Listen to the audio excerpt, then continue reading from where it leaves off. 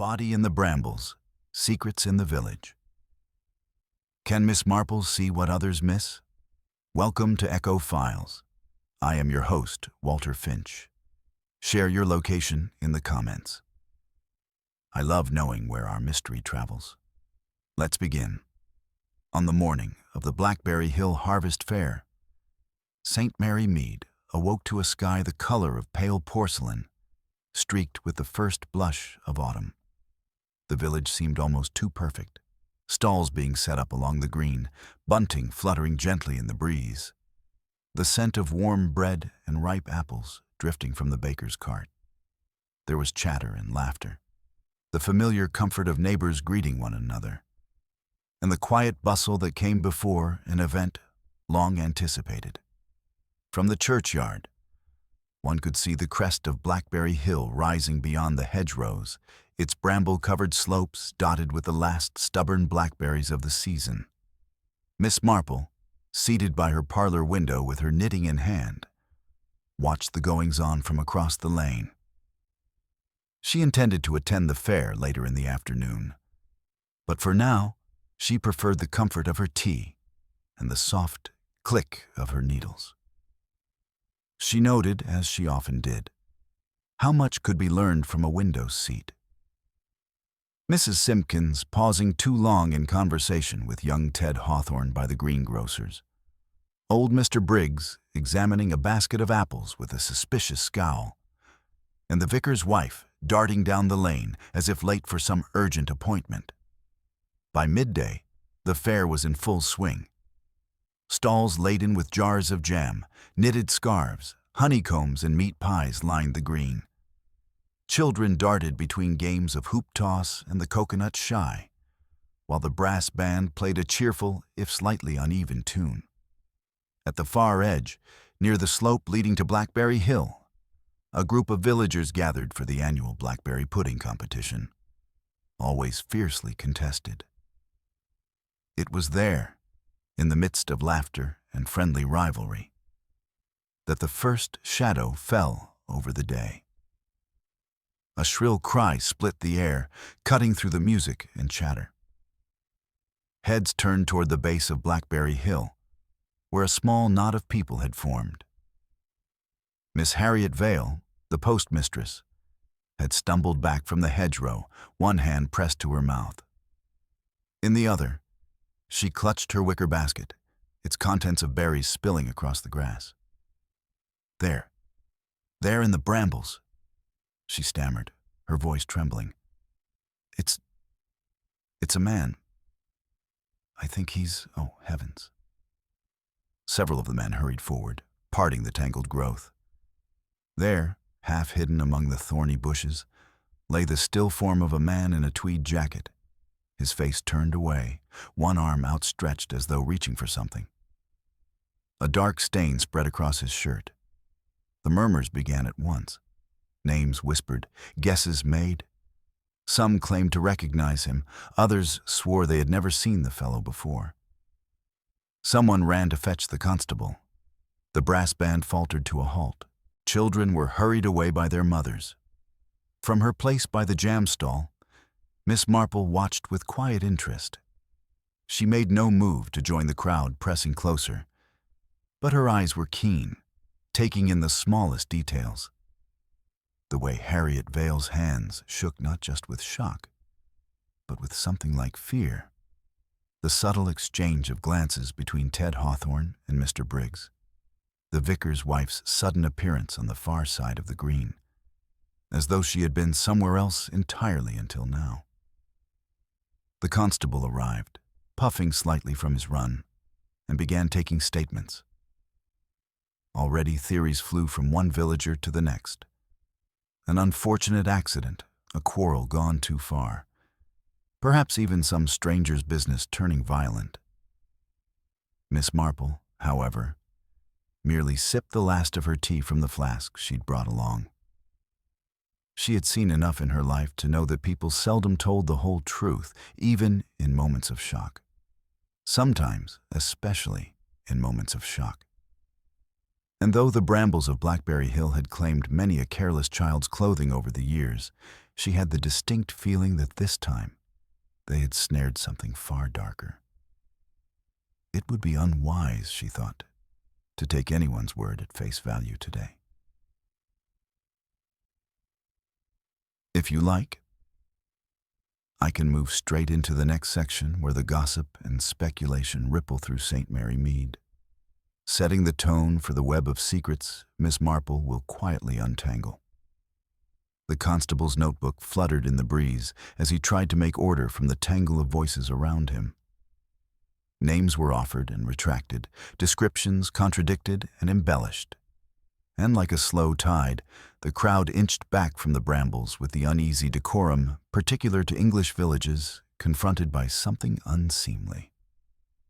The brass band had abandoned their stands, and their instruments lay in a glittering row along the edge of the green, as if propriety itself had set them down and folded its hands.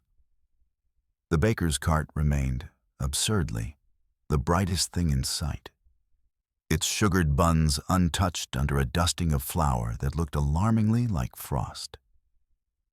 Miss Marple, without making a display of it, moved a few paces nearer the scene. She kept to the side where the trestle tables for the pudding competition formed a rough shield, their plates of blackberries like little moons darkened by eclipse. As the constable murmured his condolences to Miss Harriet Vale and guided her to a bench, Miss Marple's attention drifted, not to the body, for there was little to be learned from a glimpse, and the constable would not appreciate a pair of elderly eyes anywhere near his work, but to the people who had chosen positions from which they could watch without being watched. The vicar's wife had stationed herself by the coconut shy with an air of matronly concern that registered almost too quickly. Young Ted Hawthorne's gaze went off into the hill, and then, as though scalded to the ground, Mr. Briggs's scowl had settled into the stubborn shape of a man determined to be unimpressed by tragedy. A young man in a city-cut tweed and an unfortunate mustard tie shouldered his way into the ring of onlookers, flashing a card that he seemed to believe carried more weight than it did. Inspector Alec Rawlings from Much Benham, as the constable resentfully announced, took command with a briskness Miss Marple found familiar from other days and other cases. Rawlings knelt, examined the unfortunate gentleman's jacket and shirt with careful fingers, and asked, without looking up, whose baskets those were. The baskets belonged to the contestants and had been set down haphazardly when the cry went up. And this, to Miss Marple's mind, was a little like a children's game, in which one pushed a set of carefully ordered counters into disorder, hoping that the new arrangement might reveal something overlooked before. By the time a stretcher had been procured from the cottage hospital and the body discreetly borne away under a canvas tarpaulin, the story had already multiplied into 3. The first said that the dead man had been a stranger and, as with all strangers, owed someone money. The second held that he was not a stranger at all, but Mr. Lawrence Dacre, the land agent who had been seen in the post office 2 days earlier disputing the price of a map and, incidentally, of several hedgerows. The third agreed with both the first and the second in the way that village truth sometimes did, which is to say it was a useful lie until a better truth came along. Miss Marple did not pursue the names as they were passed along. She stood instead at the edge of the pudding tables, where a folded linen cloth, hastily put aside, formed a tent over a small, overlooked detail. She lifted the cloth as one might straighten a doily, and saw what lay beneath. A blackthorn walking stick, unremarkable at first glance, save for the faintest smear of pale, congealed juice at the ferrule, and a small notch worn into the cane, where a left-handed grip might settle naturally. She replaced the cloth without appearing to have done more than nudge it into tidiness. People seldom saw what a tidy woman moved and what she left in place. They merely noticed the overall improvement. The inspector had set up in the village hall, that drafty, echoing room where the smell of polish and old coats had outlived several committees. Miss Marple, who understood that helpfulness was more welcome than curiosity, presented herself with a pot of tea and 3 cups and made herself useful in a way that allowed her to become part of the furniture. The constable thanked her with a grateful look and, in gratitude, forgot to send her away. The inspector, a fair-headed, thoughtful man, with a habit of pinching the bridge of his nose, accepted his cup and took a brisk sip. "You were on the green, madam," he began. "Marple," she said gently. "Miss Marple. I was by the jam stall. Mrs. Goodbody's gooseberry did not set properly this year, I'm afraid. A wet August will do that, and sometimes overconfidence. She put in too little lemon." The inspector blinked once, which was very nearly laughter trying not to show itself. "Indeed. And did you see anything else that did not set properly today, Miss Marple?" "Only that grief is like jam," said Miss Marple, as if apologizing for her simile. "Some people attempt too much sugar and some too little. One notices these things only because the result is unbalanced." "Specifics, if you please," said Rawlings, though not unkindly. "Mrs. Vale is deeply shocked, as anyone would be," said Miss Marple. "But it is not all shock. Fear has its own pallor." Her hands shook in a way that suggests she had been startled earlier, if you follow me, before she saw what she saw. "I think something drawn her toward the hedge. A glint, perhaps, or a sound. She said she was picking berries. And found a man. Yes." Miss Marple folded her hands. "Young Ted Hawthorne kept his distance. He is a dear boy. But when the guilty are truly innocent, they sometimes perform their innocence too eagerly. Ted underperformed.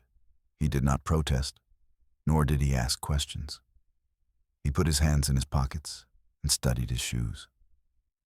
Rawlings made a note. "And Mr. Briggs?" "Mr. Briggs enjoys disapproving, Inspector. He is therefore not a reliable measure of anything except his own nature. But the vicar's wife arrived a trifle too late, and then too exactly where she wished to be seen. That is a habit of women who keep small secrets rather than great ones." Rawlings looked up, and there was the smallest glint of respect in his expression. "You have a good eye." "I have had practice, Inspector. One notices where people habitually place themselves, and one notices when habit changes." "Did you know the dead man?" "I cannot claim acquaintance," said Miss Marple. "If he is Mr. Dacre, he is new to Saint. Mary Mead. Land agents produce both optimism and animosity. They are like weather in that regard." "Like weather," murmured Rawlings. "And sometimes stormy." The afternoon waned into an early dusk that smelled of trampled grass and cooling pastry. The fair dissolved in slow, apologetic fragments. By evening, the green lay empty except for the bunting that sagged as though in tiredness and a scatter of leaves that the wind had not bothered to collect. Miss Marple, returning along the lane with her basket, found Mrs. Vale's cottage door half closed and a hesitant light within. She hesitated a fraction, then tapped lightly and waited. The postmistress, a woman of thin features and diligent habits, opened the door as if expecting reprimand. "Miss Marple," she said, both relieved and wary. "I will not stay long," said Miss Marple, "but I have brought a little broth. The baker sent bread to everyone, which is kind but rather indiscriminate. Broth is a better answer to shock." Mrs. Vale's face trembled. "I cannot eat." "No, of course not. But later you will be glad of it." Miss Marple set the covered bowl on the kitchen table, and with the naturalness of a woman who has put down her own bowl in the same place at the same hour every day for 40 years, glanced about. There were 3 letters on the dresser, one addressed in a firm, unfamiliar hand to Miss Harriet Vale, Post Office, St. Mary Mead, and the other 2 in her own careful script, receipts for parcels. A pair of walking shoes stood neatly under the peg, the left one with a faint dusting of something pale along the welt. Something that was not flour, unless Mrs. Vale baked without telling anyone. "I have never seen a dead man," said Mrs. Vale suddenly, the words tumbling out. "Not like that. He looked as though he were trying to get up again. It was the way his hand was, do you see? Reaching." "Many of us reach in the end," said Miss Marple, not unkindly. "Did you hear anything before you found him?" "A bird," said Mrs. Vale at once, and then drew back, surprised by her own certainty. "A thrush. It was very loud, and then it stopped. And then I heard a little clink, like glass against stone." "Your basket?" My basket never clinks. It was, oh, I do not know. Perhaps a bottle someone dropped?" Miss Marple nodded, as though bottles and birds were often in conversation. She did not mention the blackthorn stick, nor the smear at its tip, nor the left-handed notch. She noticed instead that Mrs. Vale kept whirring at the cuff of her cardigan with her left hand, rubbing the wool into a small, fraying ball. People defaulted to their dominant hands when distressed, which was a very old truth indeed. When she left, the lane was quiet enough that she could hear the inspector's motor car arriving at the inn. The Blue Boar was the only establishment that could lodge a man with authority and keep his supper warm without comment. Lights flickered in the upstairs windows, and the low rumble of voices carried just far enough to confirm that sleep would be late and coming for the police and the curious alike.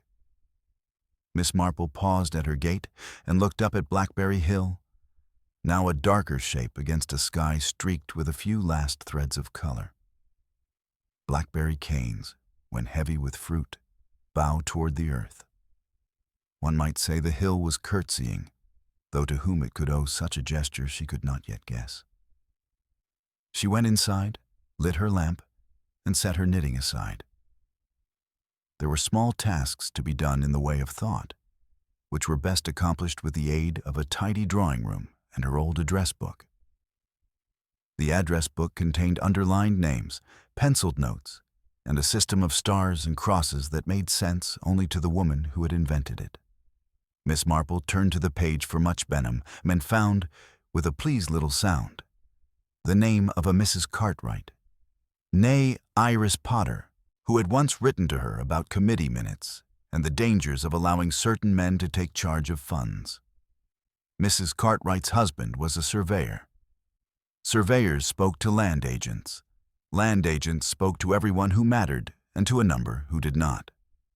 Miss Marple made a neat note to call on Mrs. Cartwright tomorrow, if the inspector did not mind her taking the omnibus as far as the turning. The night deepened. A wind rose that smelled of hedgerow and damp earth. Somewhere a gate clicked, and then clicked again, as though it too had a story to tell and could not find the beginning. Miss Marple sat very still and waited to see which of the day's impressions would present itself as more than mere impression. It is a peculiar trick of the mind, and one she trusted as she trusted her garden to show her where it had suffered from too much shade. It was the stick that returned to her first. Not the fact of it, for sticks are common among countrymen, but the notch placed where a left hand would grip. One could hold it right-handed, of course, but the wear came from the habit of a hand that had turned it over and over, fitting itself like a key. Her eyes went, unbidden, to the little shelf where remainders from past village fates sometimes rested until claimed. There, among a motley of unhomed items, lay a silver-plated spoon with a monogram faintly worn down, and a ribbon of green thread tied to its neck. The spoon had been given last year by the Women's Institute with the pudding prize, and the ribbon, that was Miss Jarvis's idea, to make it seem festive. This year's prize, a modest book of country recipes and a posy holder, had been laid out beside the puddings too, before the cry went up. Miss Marple saw now, as if she had been present after all, that a hand had reached to claim something at the very moment that death interrupted the fair's little ceremony. The ferrule of a cane, pushed into the soft, sugared surface of a pudding, might collect a dab of fruit. A left hand, impatient or merely habit-bound, might notch its walking stick and use it as a tool, lifting a cloth, testing a crust, prodding a prize. And if the owner of such a stick had resentment enough to try to spoil a rival's chances, they might do all this in a hurry and look surprised and virtuous when a cry diverted attention. It was not much. It was no more than a thread, and perhaps a frivolous one. But Miss Marple had long ago learned that the frivolous thread often led to the heart of the matter. She would say nothing of it yet. She would instead present herself at the post office in the morning to purchase a book of stamps she did not need, and to observe whether Mrs. Vale's fear had deepened or lightened with sleep. Then she would look for a right sleeve shiny at the elbow from cane handling, and she would ask, at the baker's, whether Mr. Briggs had come in late for his usual loaf, and she would see if young Ted still had his hands in his pockets. And if the vicar's wife placed herself again very precisely where she wished to be seen, that would be interesting too. The village, she knew, would not rest with one story for long. By breakfast, there would be 3 more, and before luncheon, a moral would be attached to one of them. But Blackberry Hill had yielded something other than fruit that day, and Miss Marple, who had not been deceived by blackberry stains since she was a girl, meant to find out exactly what it was the hill had offered up and to whom it belonged. Morning in St. Mary Mead arrived in its usual understated fashion, with the milkman rattling his bottles along the lanes and the sparrows chattering at the eaves as though nothing untoward had happened the day before. Yet, beneath the neat calm, there was an unmistakable undercurrent. One could almost feel it in the way curtains twitched an instant too long, or how conversations in the grocer's shop broke off just before the door opened. The Blackberry Hill Fair, with its bunting and brass band, already felt as if it belonged to a distant and less complicated past, though scarcely 24 hours had passed. Miss Marple took her tea earlier than usual, reasoning that the post office would see a brisk trade in gossip this morning, along with the regular run of letters and stamps. She had already set aside her knitting basket for later and, slipping on her hat with the faint scent of lavender water clinging to it, made her way down the lane. The air was brisk, carrying with it the earthy tang of turned soil from Mr. Linton's allotment. The post office door stood propped open, a rare occurrence, suggesting either an attempt to air out the premises or, more likely, a subtle invitation for customers to wander in and linger. Inside, Miss Harriet Vale was behind the counter, her usual efficiency a shade off-key. She greeted Miss Marple with a thin smile, the kind that did not quite reach her eyes. "Good morning, Miss Vale. I've come for a book of stamps," said Miss Marple mildly, placing her handbag on the counter. Miss Vale produced the stamps without fuss, but her fingers fumbled the change, a coin slipping and rolling to the floor. Miss Marple bent with more agility than might have been expected and retrieved it, noting the faint abrasion along the back of Miss Vale's left hand. Not a fresh wound, but one that might have been made by thorns or something sharper several days earlier. "Thank you, my dear. You must be quite exhausted after yesterday's events," said Miss Marple as she set the coin on the counter. "It was dreadful," Harriet said, lowering her voice, though there was no one else in the shop. "I keep seeing him, just there in the brambles. I don't even know his name." "So it was not Mr. Dacre after all?" Miss Marple's tone was entirely curious, as though she were only half interested in the answer. Harriet hesitated. "I don't think so. The inspector said they'd identify him soon enough. I've been trying to remember if I'd seen him before. I thought perhaps last week, at the edge of the green. But it might have been someone else. Miss Marple accepted her stamps and gave a little nod, the sort one gives when a conversation has been useful in ways not immediately apparent.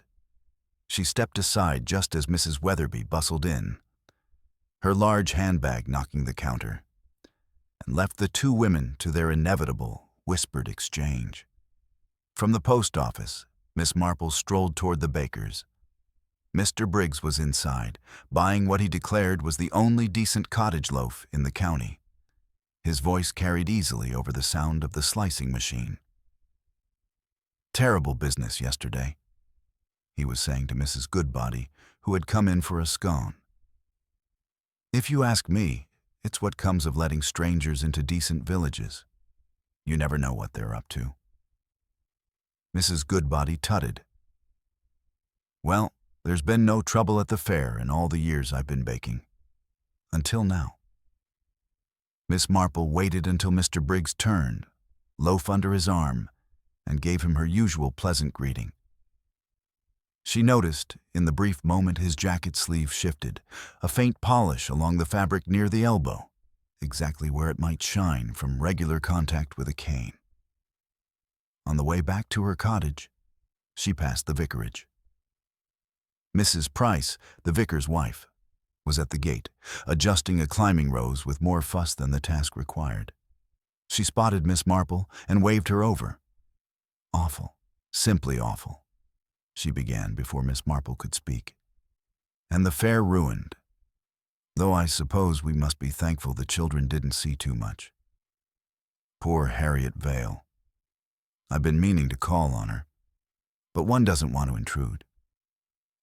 "One must be careful not to add to the distress," Miss Marple agreed. "I was curious, my dear, how it was you happened upon the scene so quickly yesterday." "Oh, I'd been helping Mrs. Hawthorne with her preserve stall. Her niece was unwell and she needed a hand. I was just bringing over some spare jars when I saw the commotion." Mrs. Price smiled, a little too brightly. "Such a shock." Miss Marple offered a small nod and left it at that, though she was fairly certain Mrs. Price had not been at the preserve stall earlier in the afternoon. In fact, she distinctly recalled the woman's absence from any of the main fair stalls until after the cry had gone up. By the time she reached her garden gate, a motor car had drawn up at the corner, and Inspector Rawlings emerged. His expression was thoughtful but sharper than yesterday's, as though the lines of the problem had begun to take shape. "Miss Marple," he called, "I've just been up to the hill again. Found something curious in the brambles. Not much, but enough to make me think the fellow wasn't there long before he was found." "Indeed?" Miss Marple let the latch fall into place and stepped toward him. Freshly broken twigs, a scuffed patch of earth, as though there was a struggle or at least some unsteady movement. And, this is the odd part, a scrap of ribbon, green, frayed at one end. Miss Marple's eyes twinkled almost imperceptibly. "A ribbon, you say? The sort one might tie to a small prize, perhaps?" Rawlings looked at her more closely. "You've seen something, haven't you?" "I've merely been observing, Inspector. The village is rather good at supplying observations, though not always the correct connections. Might I suggest you speak again with Mrs. Vale? She may remember more now that the initial shock has passed." Rawlings made a note and tipped his hat before driving off toward the post office. Miss Marple returned inside, where her sitting room, warm and faintly scented with lavender polish, offered the perfect place for quiet thought. She poured another cup of tea and reviewed what she had so far. A left-handed cane with a notch, a smear of fruit on its ferrule, a green ribbon missing from a fair prize, and a set of villagers who were all a little too careful about where they had been at the time of the discovery. She also considered Mrs. Vale's story of hearing a thrush and then a clink of glass. That sound did not quite belong in the setting of the fair, unless, perhaps, it came from a bottle or small jar. And jars, she reflected, had been in abundance at the pudding tables. In the afternoon, she took the omnibus toward Much Benham, her destination the neat white house of Mrs. Cartwright. The lady received her warmly, surprised but not displeased. "I was just making tea," Mrs. Cartwright said, ushering her into the drawing room. "What brings you this way, Miss Marple?" "I was hoping for your husband's opinion on a matter," said Miss Marple with her most innocent air. "We had a stranger meet with misfortune at our fair yesterday. Possibly a land agent, possibly someone else altogether. I thought your husband might know if any new surveys or land transactions had been stirring." Mrs. Cartwright frowned slightly. "There's been some talk of parcels near Blackberry Hill. Mr. Lawrence Dacre was sent down to look them over, just last week, I believe. There's an orchard boundary in dispute, and he was to settle it." "And was there ill feeling?" "Oh, yes. These things always bring it on. One of the owners, Mr. Briggs, I think, was furious at the suggestion a strip of his land wasn't properly his, and Ted Hawthorne's family stood to gain a bit if the boundary shifted. I'm afraid tempers have been frayed." Miss Marple sipped her tea, hiding her satisfaction at this neat piece of information. When she returned to St. Mary Mead, the sky had turned a deeper shade of gray, as though the weather itself leaned toward the grim. At dusk, she saw Rawlings again outside the inn. He had the look of a man sorting through too many half-truths. "Found out our man was indeed Lawrence Dacre," he said without preamble. "Came down to settle a land dispute. Seems he never got the chance to finish his work, which makes me think someone wanted him out of the way."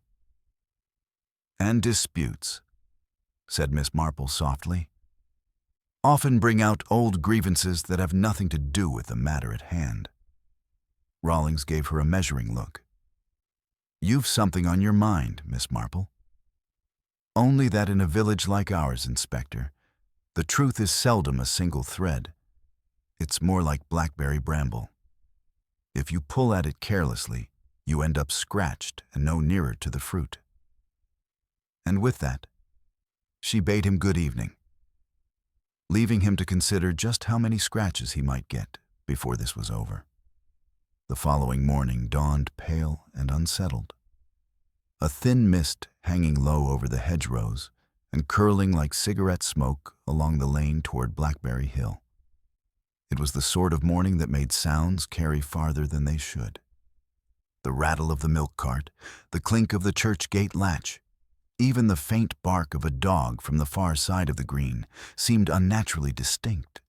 St. Mary Mead, for all its outward composure, felt wound tight beneath the surface. Miss Marple, after a breakfast of toast and honey, stepped into her garden and snipped a few late roses. She paused at the gate, not because she needed to admire the damp sheen on the grass, but because she knew, from long experience, that standing quietly often brought one more information than asking outright. Sure enough, Mrs. Goodbody's voice floated down the lane before the woman herself came into sight. She was speaking to Mrs. Hawthorne, and though the words were pitched low, there was a sharpness to them. "And I told him," I said, "you've no business hanging about the fair like that, not with all those goings-on." And he just shrugged, as if he hadn't a care in the world. Mark my words, there's more to young Ted than meets the eye. Mrs. Hawthorne murmured something Miss Marple couldn't quite catch, and the two moved on. Miss Marple turned back to her roses with the air of someone who had merely been taking in the weather. A half-hour later, she made her way toward the green.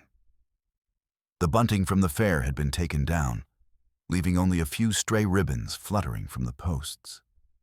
Blackberry Hill loomed behind it, brambles glistening with dew.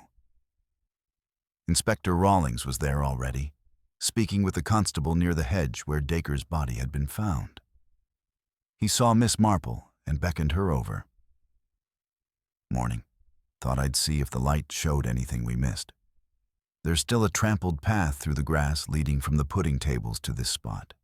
Suggests whoever was involved didn't come from the lane, but from within the fair itself. That would make sense, Miss Marple said mildly. A stranger approaching from the road would have been noticed. Exactly. And here's another thing. Dacre had in his pocket a slip of paper with just 2 words. Hill dispute. Not much to go on, but it ties him to that land matter Mrs. Cartwright mentioned. Miss Marple studied the hedge. A few twigs had snapped cleanly, but others were bent and still green. These lower branches, see how they've been pulled forward?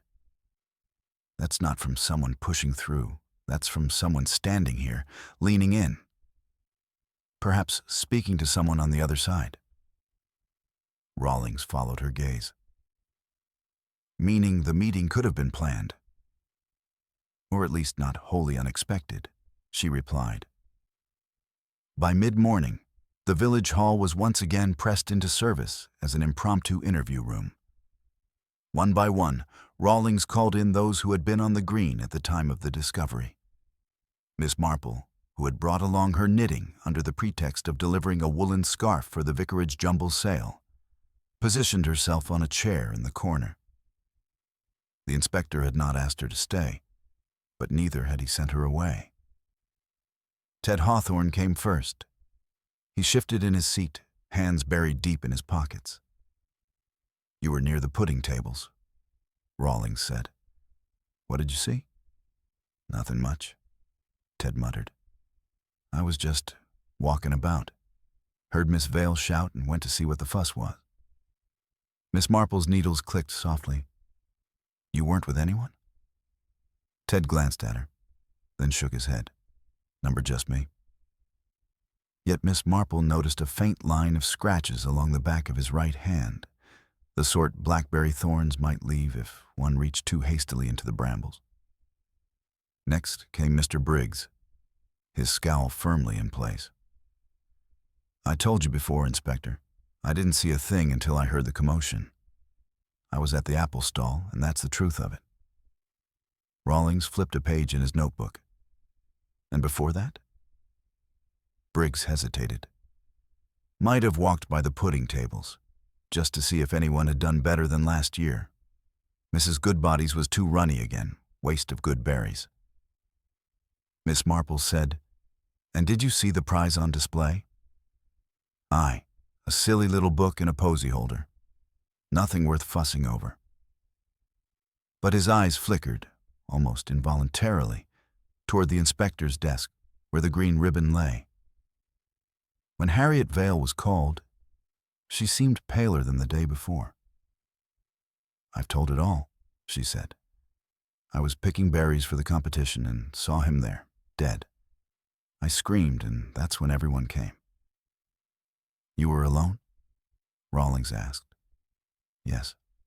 I'd gone off a bit to find the best brambles. The ones near the tables had already been picked over. Miss Marple, without looking up from her knitting, said, And you didn't happen to see anyone else near the hedge? Perhaps speaking to Mr. Dacre? Harriet's hand went to her neck. I might have heard voices, but it could have been from the green. Sound carries. After she left, Rawlings sat back. They're all lying about something. The trouble is, it's not clear if the lies are about the murder or about something else entirely. In villages, Miss Marple said, secrets are like blackberry canes, tangled. You can pull at one and find yourself caught by another entirely. That afternoon, Miss Marple walked up toward the vicarage, under the pretense of delivering a jar of her damson jam. Mrs. Price invited her in for tea, eager as ever to be both hospitable and well-informed. It's dreadful, the whole thing, Mrs. Price said, pouring tea with a steady hand. The inspector was here earlier, asking about the fair. I told him I was helping Mrs. Hawthorne, though really I only meant to. Oh, well, it doesn't matter. Miss Marple sipped her tea. Sometimes the little details do matter, my dear. You were saying you only meant to... Mrs. Price flushed. Only meant to walk up to the hill for a few berries myself. I thought I'd have a better chance of winning if I used the ones from higher up. They're sweeter. But then I saw someone already there and turned back. Who did you see? She hesitated. It was quick, I think Mr. Briggs. But I couldn't be certain. Miss Marple tucked the information away. The vicar's wife had been on the hill before the discovery, despite her earlier story. That placed at least 3 people, Briggs, Harriet Vale, and possibly Ted, near the brambles before the cry was raised. As she left the vicarage, Miss Marple caught sight of Ted Hawthorne talking to a man in a dark overcoat near the green. The exchange was brief, but Ted's posture was tense, his hands once again shoved deep into his pockets. The man walked away toward the inn without a backward glance. That evening, Rawlings came to Miss Marple's cottage. "I've just had word from Much Benham," he said. "Dacre was due to deliver his report on the land dispute this week. According to his notes, the boundary change would have gone in Ted Hawthorne's family's favor and taken a strip from Briggs's orchard. Motive for both, if you ask me." "Perhaps," Miss Marple said. "But you see, Inspector, if that report was favorable to Ted's family, why would Ted wish to harm the man delivering it? Unless, of course, there was some other matter between them, one not on paper." Rawlings frowned. "You think this isn't about the land?" "I think," she said softly, "the people often attach their quarrels to the most convenient cause, like a vine to a post. But the root lies elsewhere." She told him then of Mrs. Price's admission, Harriet's half-heard voices, and the green ribbon that might once have adorned the prize at the pudding table. "You see, Inspector, I believe something happened at those tables before the body was found. Something small, perhaps petty, but it might have set in motion the rest." Rawlings tapped his pen against his notebook. "If you're right, then the key is the moment before the cry went up. Whoever was with Dacre then, or near enough to be seen, must have a reason for keeping it quiet." "Exactly," Miss Marple said. "And people are very poor at keeping such moments entirely hidden. A word, a glance, something will give them away." The wind rose outside, rattling the window panes. Somewhere in the distance, a gate banged against its post, the same double click she had heard before. Miss Marple's eyes narrowed slightly. Tomorrow, she thought, she would walk the path up the hill herself. Not to find berries, but to see the view from the place where the branches had been pulled forward. From there, perhaps, she would learn who had been on the other side, and why they had chosen that particular spot to meet Lawrence Dacre. The morning broke clearer than the last, the mist burned away early by a pale sun that shone without warmth. Blackberry Hill was sharper in outline against the sky, its tangle of bramble and hawthorn almost inviting to anyone who did not know what had been found there days before. Miss Marple, however, knew better than most that unpleasant truths often hid behind the most innocent facades. She set out after breakfast, shawl about her shoulders, a small basket over her arm. It would serve as a suitable excuse for her walk. A lady going up the hill for berries was a sight no one would think twice about. The path began near the edge of the green, where the fair's tables had stood. The grass here was still slightly worn, the ground soft from the trampling of many feet. Miss Marple noted the faint trail Rawlings had mentioned, a thin line of flattened grass leading in a diagonal toward the brambles. She followed it unhurriedly, pausing now and then to pluck a berry and drop it into her basket, though her real interest lay in the lay of the land. When she reached the hedge, she examined it from the side where the villagers had gathered. The lower branches, still bent forward, bore a few dried stains. Berry juice, most likely, but oddly pale, as though mixed with something else. Kneeling carefully, she peered between the leaves. Through the gap she could see a narrow strip of grass on the other side, bounded by an old stone wall that separated the hill from Briggs's orchard. The wall was low enough that a tall man could easily step over it, though the brambles would make it awkward without care. Miss Marple straightened, dusting her hands. She stepped back to view the spot from farther down the path. It was not immediately visible unless one knew precisely where to look. A meeting here could go unnoticed by most of the fair's attendees, especially with the noise of the band and the bustle of the pudding competition nearby. She was still contemplating this when the crunch of boots on the path announced Inspector Rawlings. "I might have known I'd find you up here," he said without surprise. "I thought it wise to see the place for myself," Miss Marple replied. "It often helps to stand where the principals stood. One gains perspective." Rawlings joined her at the gap in the hedge. "We've confirmed it. Dacre met someone here. A woman walking her dog saw two figures, just briefly, before she turned back toward the green. She couldn't identify either, but one had a stick. A blackthorn stick, perhaps? Could be.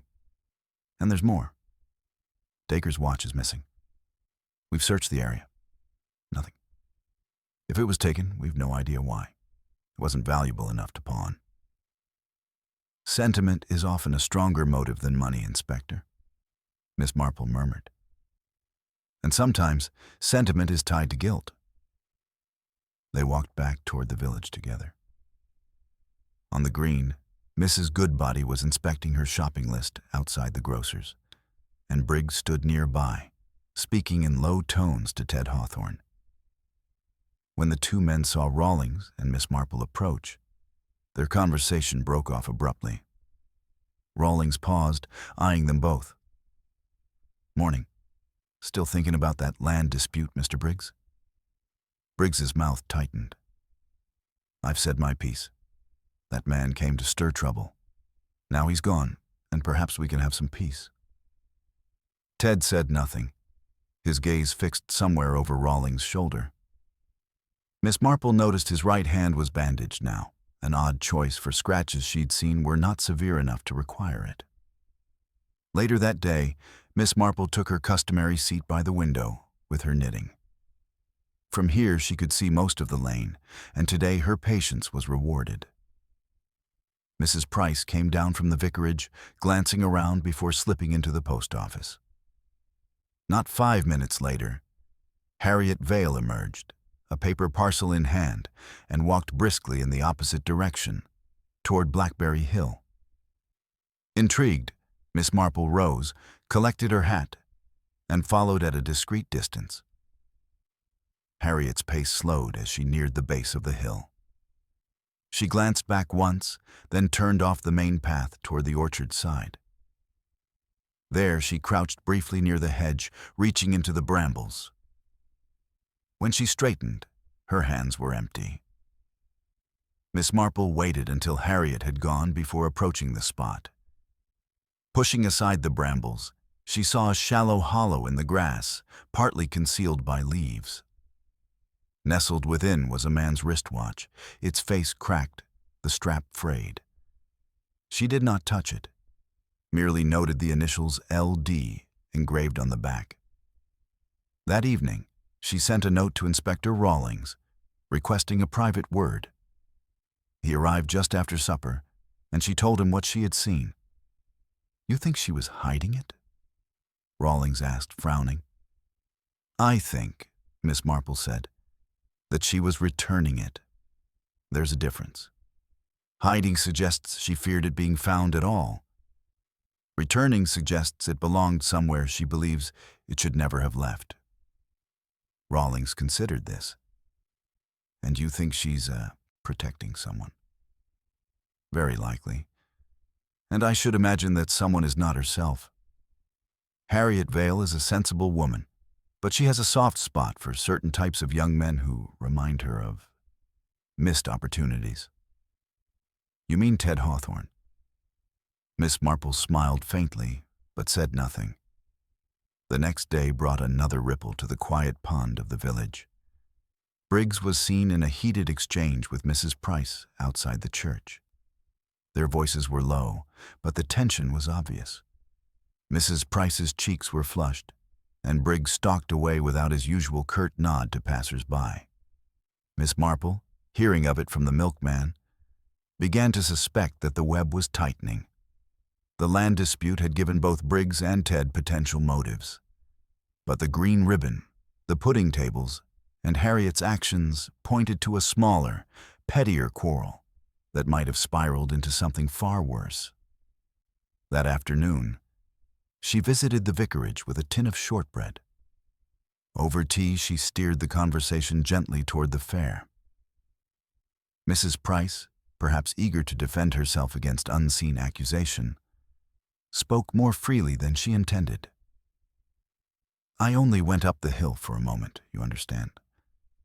I'd heard Briggs boasting about his pudding entry, and I thought, well, it wouldn't hurt to see how it compared. But then I saw Dacre and someone else talking, and I didn't want to intrude. Someone else? Mrs. Price hesitated. I thought it was Ted. He had that stick of his. Well, I say his, but I suppose it could belong to anyone. Miss Marple left soon after, her thoughts settling into a clearer pattern. A meeting between Dacre and Ted near the hedge, Harriet's discovery of the body moments later, a missing watch later returned, and a green ribbon torn from a prize at the pudding table. These were not random scraps, but parts of a tapestry whose design was only now emerging. That night, she sat by her fire, the knitting forgotten in her lap. She thought of the pudding competition, a small thing, really, but fiercely contested. A slight insult, a suspicion of tampering, could flare into confrontation, especially in front of an audience. If Ted had confronted Dacre about something at the tables, whether about the land or some perceived slight, and tempers had risen, the Brambles might have witnessed more than an exchange of words. And yet, Miss Marple's instincts told her Ted was not the sort to plan violence.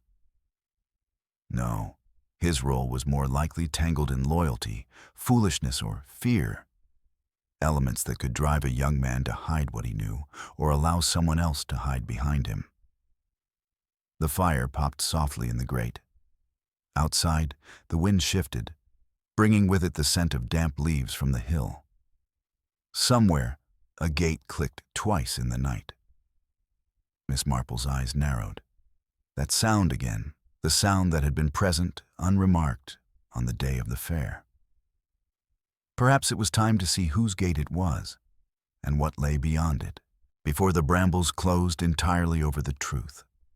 The next morning, Miss Marple rose with her mind set on a small errand, the one that would take her along the lane toward the part of the village where the sound of that mysterious gate might be traced. The air was crisp, the kind that carried scents and noises with unusual clarity. As she stepped out, she paused deliberately at the corner, letting her eyes wander over the gardens as though admiring the autumn blooms. There it was again, a soft, metallic click, then another, fainter, and a moment later. The sound came from a low wooden gate set in a tall hedge on the side lane between the Hawthorne cottage and Briggs's orchard. The gate was of the sort that could be swung open from either side and was fitted with an old-fashioned latch that tended to fall shut twice, if not handled firmly. Miss Marple walked past at a steady pace, her gaze politely elsewhere. She noted the scuffed earth before the gate, and just beyond it, a narrow path cutting between the orchard wall and a row of elder bushes, almost invisible unless one were standing directly before it. Such a path could easily lead to the very spot in the brambles where Dacre's body had been found. At the green, she met Inspector Rawlings, who was in conversation with the constable over a basket of papers. "Ah, Miss Marple," Rawlings said. "We've confirmed from Much Benham that Dacre was carrying 2 copies of his report. One for the local land office, one for the owner most likely to be affected. The second copy hasn't been found." "Interesting," Miss Marple said mildly. "A report, a missing watch, a ribbon, and a stick. It does make one wonder what was the true prize at the pudding table." Rawlings smiled faintly. "You think they're connected?" "I think they all belong to the same afternoon, Inspector. And in villages, objects and actions rarely overlap without reason." After parting from Rawlings, she made her way to the post office under the pretext of buying a postcard. Harriet Vale was alone, sorting letters with meticulous care. "A fine morning," Miss Marple remarked. "Yes, though I've hardly noticed it. The inspector was here earlier, asking about a letter I might have received last week. I told him I couldn't recall." Harriet's hands paused briefly over a pile of envelopes. "I suppose it was important." "Perhaps," Miss Marple said. "Sometimes, though, it is the letters we send that matter more, especially if they concern a young friend." Harriet's lips pressed into a thin line. "I don't know what you mean." Miss Marple gave her a gentle smile. "Of course not, my dear." She left without further comment, but her suspicion grew that Harriet had been in correspondence about the land dispute. Possibly even warning Ted about the report's contents before it was officially delivered. That afternoon, Miss Marple paid a visit to Briggs's orchard. The man himself was pruning an apple tree with the dour focus of one who regarded fruit as a serious matter. "Good day, Mr. Briggs," she called. "Your apples look fine this year." "They'd look finer if certain people kept to their own land," Briggs grumbled. "You mark my words, Miss Marple. These disputes bring nothing but trouble. That man, Dacre, came to cheat me out of a strip I've tended for 30 years. "I'm sure it was all quite legal," Miss Marple said in a soothing tone. "But legalities seldom make anyone feel better. Tell me, does that side gate of yours still stick? I passed it earlier and thought it looked well worn." Briggs's pruning shears paused. "Gate's fine. Serves its purpose. Leads to the lane by the hawthorns. Always has." "Convenient," Miss Marple murmured. "If one wanted to slip between the 2 properties without being seen from the road." Briggs gave her a sharp look. "Are you implying something, Miss Marple?" "Not at all, my dear man. Only that such paths are very useful in a small community." She left him frowning among his trees. Back at her cottage, Miss Marple reviewed what she knew. The disputed boundary, Ted's likely meeting with Dacre at the brambles, Harriet's protective behavior, Briggs's resentment, and Mrs. Price's half-truth about her movements. And now the gate, providing a discreet link between orchard, Hawthorne Cottage, and the scene of the crime. In the early evening, she decided to take a slow walk past the inn. The Blue Boar's windows glowed warmly, and the smell of roasting meat drifted into the cool air. Through the front window, she saw Ted at a corner table, speaking in low tones to a man she didn't recognize. A thin fellow with sharp features and a pinched expression. The man handed Ted a folded paper. Ted glanced at it quickly before tucking it into his jacket. Miss Marple retraced her steps and waited in the shadows by the church gate. When Ted emerged a few minutes later, he looked both anxious and determined. He headed straight down the lane toward the Hawthorne Cottage, his pace quick. She followed at a discreet distance. At the cottage door, Harriet appeared and let him in without a word. She was still pondering this development when, the next morning, Inspector Rawlings called at her cottage with news. "The missing reports turned up," he said. "Found in the hedge not far from where the body was. Pages torn, but enough intact to see the recommendation. Clear advantage to the Hawthorne family. I'd say that clears Ted, wouldn't you?" "Not necessarily," Miss Marple said gently. "It tells us the motive for someone else, perhaps. And the tearing, well, that could suggest a struggle over the document itself." Rawlings leaned forward. "You think Dacre was confronted about it?" "I think," she replied, "that Dacre came to the Hill expecting a civil meeting. Someone turned it otherwise. And whoever that was, they knew the quickest way there and away again." She told him then about the gate between the orchard and the lane. Rawlings' brows lifted. "Briggs, then?" "Perhaps. But gates serve more than one master. If you wished to implicate Briggs, you could use his path and leave him to answer awkward questions." Rawlings looked at her shrewdly. "You're holding something back." Miss Marple smiled. "Only until I'm quite sure, Inspector. Tangled canes take patience." Over the following days, the village's restlessness grew. Ted kept to himself, Briggs became more irritable, and Harriet avoided the green altogether. Mrs. Price busied herself with parish duties, but was noticeably cooler toward Briggs when they passed in the lane. Small groups formed and dissolved in the shop, the post office, and the churchyard, exchanging half-believed stories. Miss Marple watched it all from her quiet post at the window, knitting in her lap, mind turning over the details. She thought again of that torn report and the missing watch, the green ribbon, and the smear of fruit on the cane's ferrule. One thread remained untested, the precise sequence of events at the pudding table. If she could fix who had been there at the critical moment, she might untangle the rest. She resolved to speak again to Mrs. Goodbody, whose stall had been nearest the puddings. Mrs. Goodbody proved willing, even eager to talk. "Oh, I saw them all right."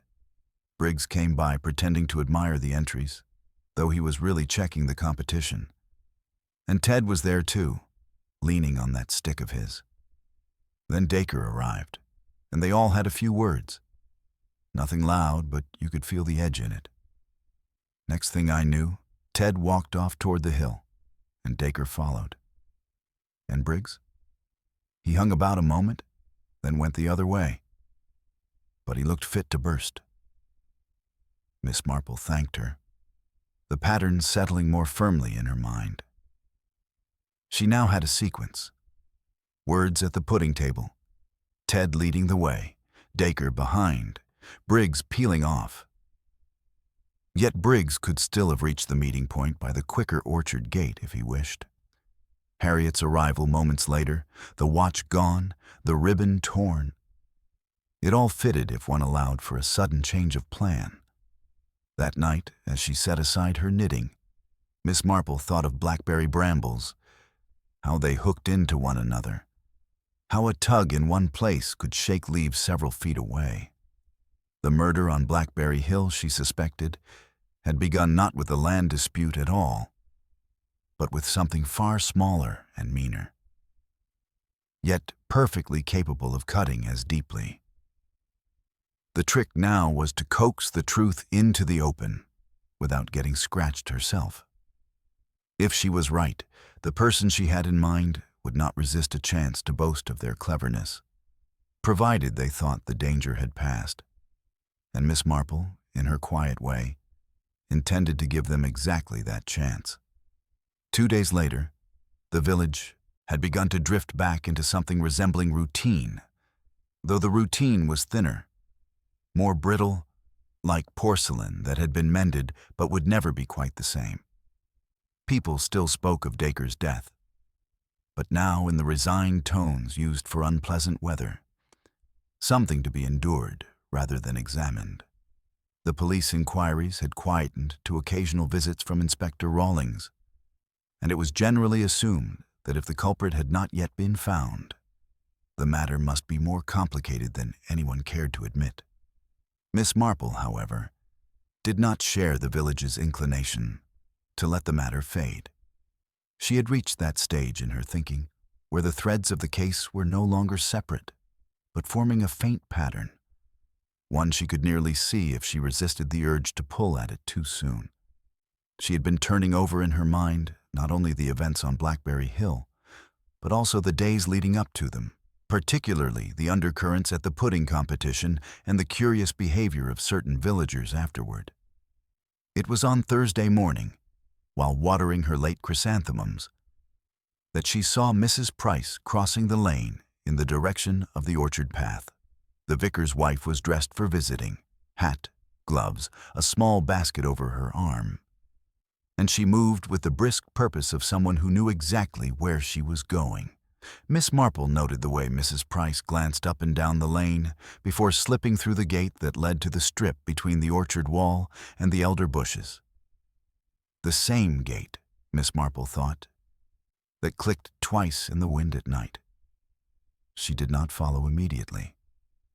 Instead, she tidied her tools, went inside for her shawl, and took the long way round to the other end of the path, where it emerged near the base of Blackberry Hill. From there she could see Mrs. Price standing half hidden by the brambles, bending to retrieve something from the ground. When she straightened, she was holding a small parcel wrapped in brown paper. She tucked it into her basket, glanced once toward the hill, and hurried back the way she had come. Miss Marple waited until she was out of sight before approaching the spot. There was nothing obvious among the grass, only a faint impression as though a small object had been pressed there for a time. But the branches nearest the ground showed signs of recent disturbance, and one bore a fragment of green thread, the same shade as the ribbon that had once adorned the pudding prize. That afternoon, she called at the vicarage under the pretext of discussing the church flowers for Sunday. Mrs. Price received her in the drawing room, the brown paper parcel now absent from her basket, but leaving, in Miss Marple's mind, the definite impression that it had not been delivered anywhere on a charitable errand.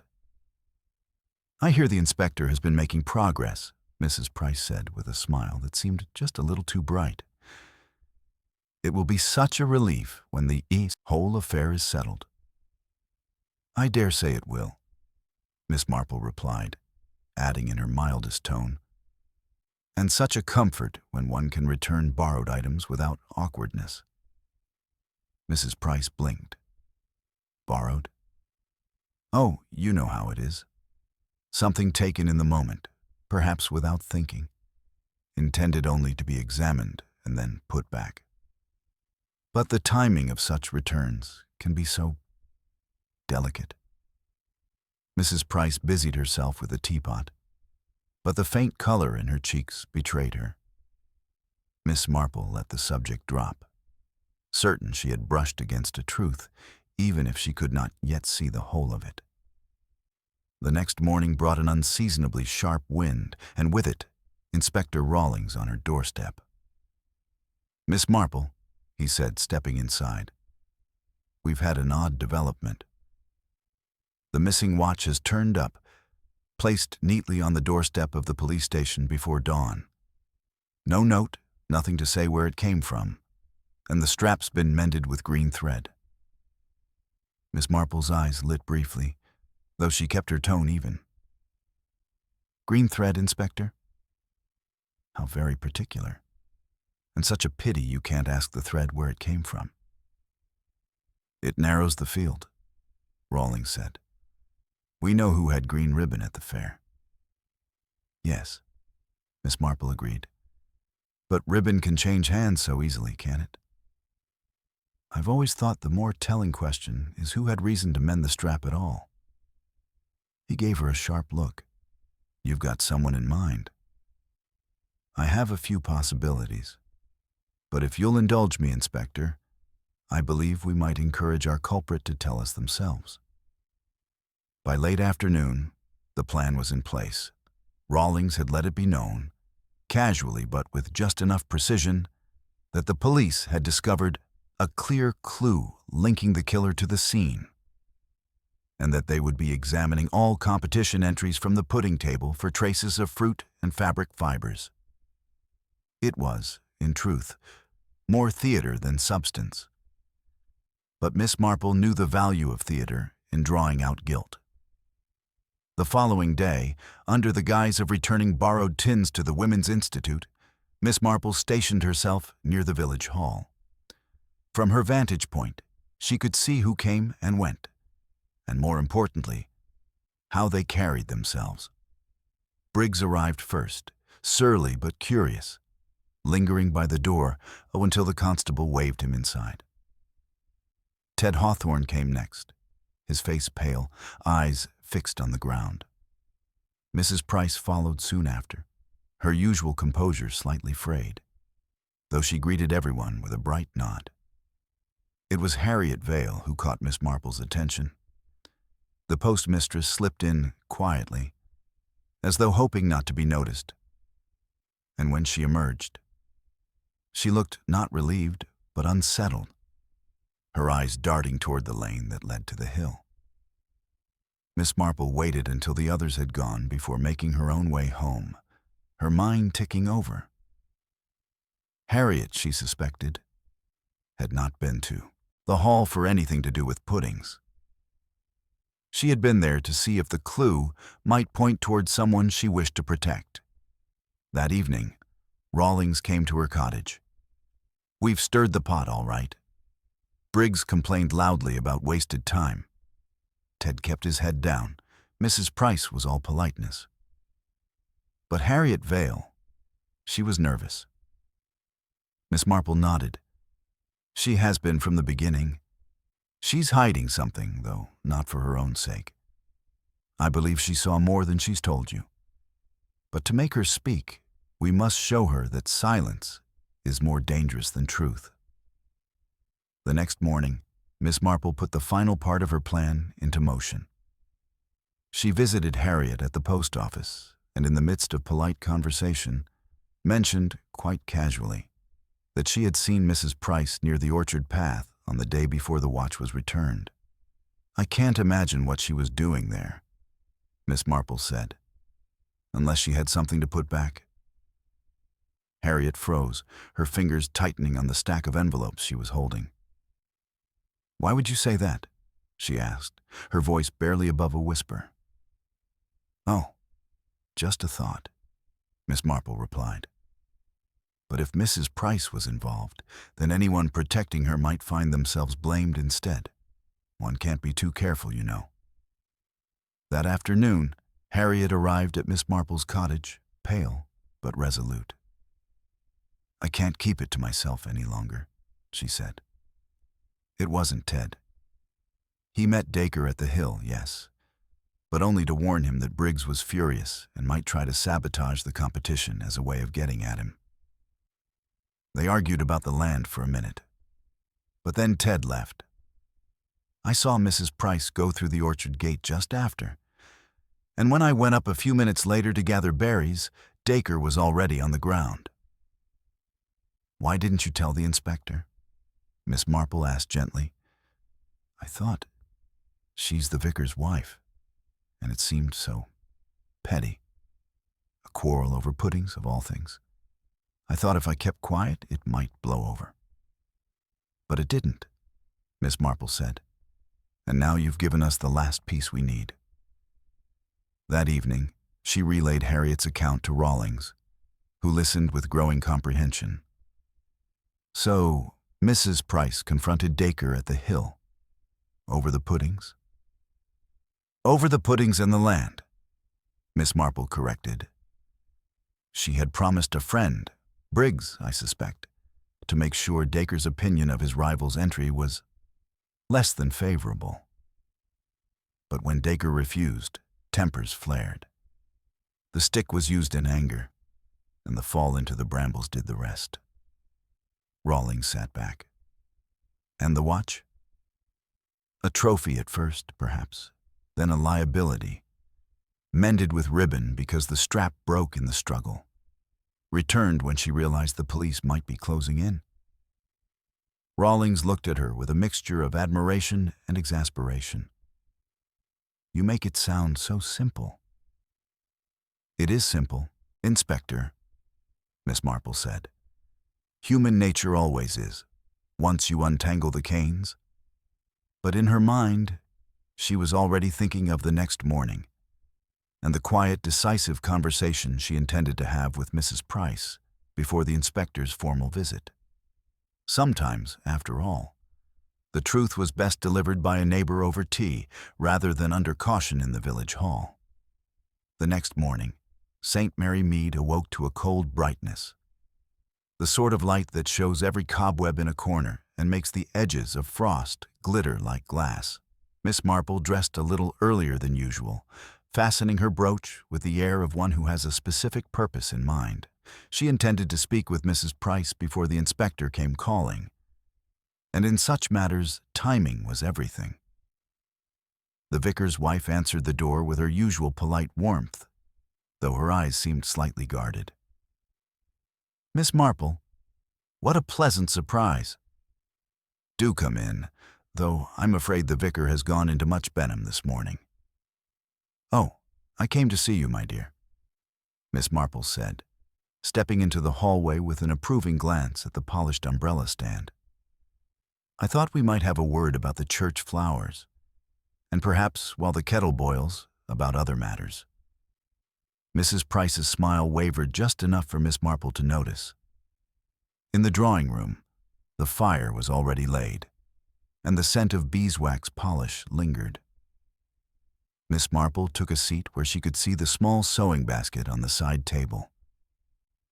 Among the reels of cotton and the packet of needles lay a narrow spool of green ribbon, its end frayed.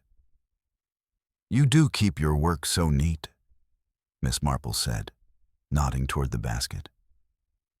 "I've always thought a well-kept sewing kit tells one a great deal about its owner.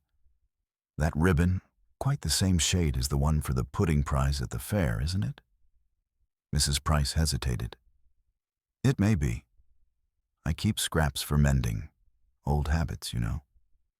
"Indeed, and so practical. I'm sure it came in useful when you needed to repair a strap quickly. Like the one on Mr. Dacre's watch, perhaps?" Mrs. Price's hands, folded in her lap, tightened slightly. "I don't see what you mean." "I think you do," Miss Marple said gently. "You met Mr. Dacre at the Brambles that day. You meant only to persuade him to favor Mr. Briggs's entry in a small matter that seemed important at the time. But words have a way of running ahead of us, and tempers too. The stick you carried was meant for pointing out the finer qualities of a pudding, not for striking a man. But a sharp movement, a stumble, and there he was, fallen among the brambles, beyond any help." Mrs. Price drew a breath that was almost a gasp. "You make it sound as though you struck him deliberately." "No, my dear, I don't think you did. But you feared what people would think, especially given your position. So you hid the watch when its strap broke in the fall, mended it as best you could, and later returned it in the hope no one would ask awkward questions.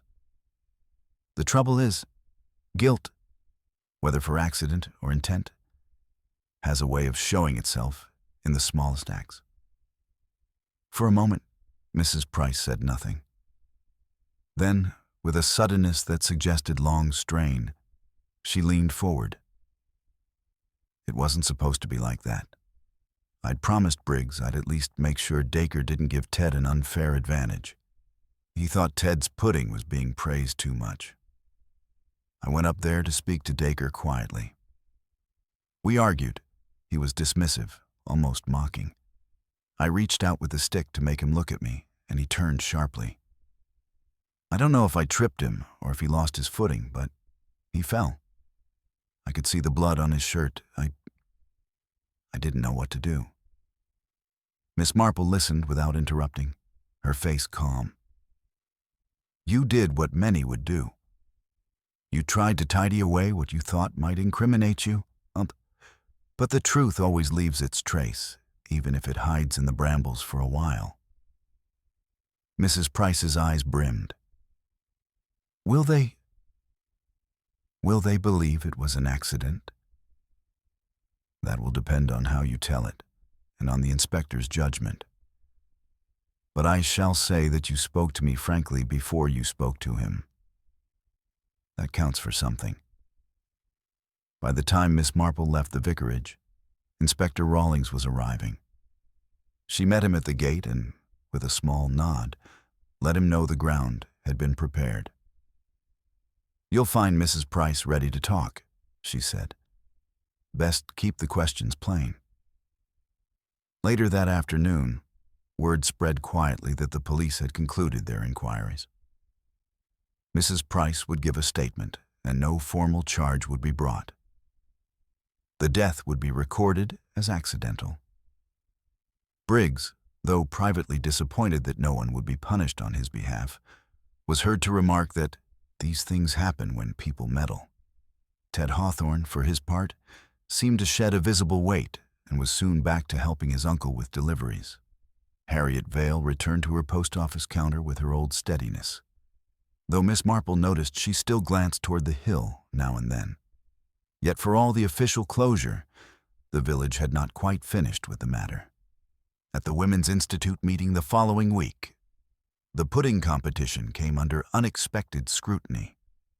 New rules were proposed, entries to be kept under supervision until judging, ribbons to be secured by committee members, and, at Mrs. Goodbody's insistence, no talking to the judges while tasting was underway. The motion passed unanimously, though several members wore faintly amused expressions. Miss Marple, sitting quietly in the second row, allowed herself the smallest smile. She knew that rules would not prevent the subtler contests of will and pride that simmered beneath village life. The brambles might be cut back, but they would always grow again, just as human. Tempers and ambitions would find new ways to tangle. A few days later, Inspector Rawlings called at her cottage for what he termed a proper debrief. They sat by the fire while she poured tea. "I've handled more than a few tricky cases," he said, "but I've never yet had one hinge on a pudding contest." "They rarely do," Miss Marple replied.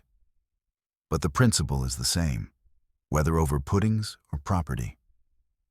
People want to be thought well of, to have the advantage, to keep what they believe is theirs. And when those wants are threatened, they may act rashly." He looked at her with open curiosity. "When did you first suspect Mrs. Price?" "When I realized she had lied about her whereabouts at the fair," Miss Marple said. "And when I saw she was so very precise about where she stood afterward, always in a place that made her seem helpful, but not too near the heart of things. That's often a sign of someone who fears a detail may betray them." "And the watch?" "A telling little object, not valuable in itself, but altered, mended with that ribbon, which was unique to the prize table. Once I saw the same ribbon in her sewing basket, it ceased to be a mere coincidence." Rawlings shook his head in admiration. "I can see why they say you never miss a thing." Miss Marple sipped her tea. "One misses plenty, Inspector. The trick is to notice which things one oughtn't to have seen at all." When he left, the village was slipping into evening, the sky tinged with rose and the first lamps being lit behind lace curtains. Miss Marple stood at her window for a moment, watching as Mrs. Price walked briskly along the lane, her hat set at its usual neat angle. Life would go on.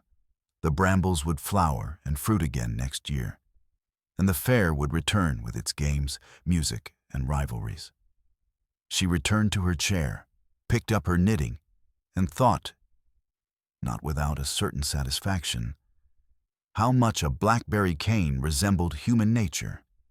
It could be sweet, thorny, and stubborn all at once, capable of both delight and harm, and always ready to grow back in the same place no matter how firmly it was cut away.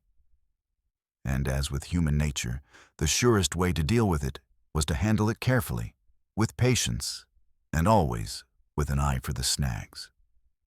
Outside, Blackberry Hill stood quiet in the dusk, its brambles swaying gently in the wind.